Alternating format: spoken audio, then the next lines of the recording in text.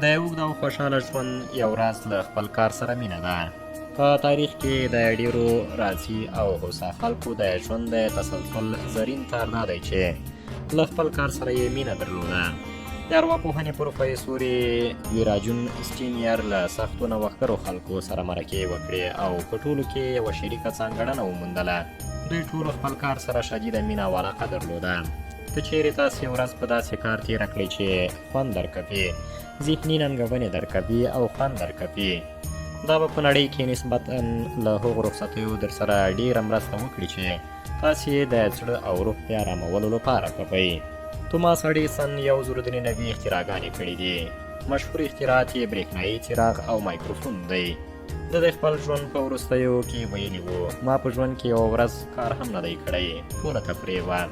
کله کار سره مو مینه وکړه نو پوه به شئ چې نور به کار نه کوئ، کار به مو لوبه وي او وخت به در باندې ژر ژر تېرېږي. جیمز میکنر ناول لیکوال وایي، د ژوند د هنر استادان د کار او تفریح ترمنځ لږ توپیر لري.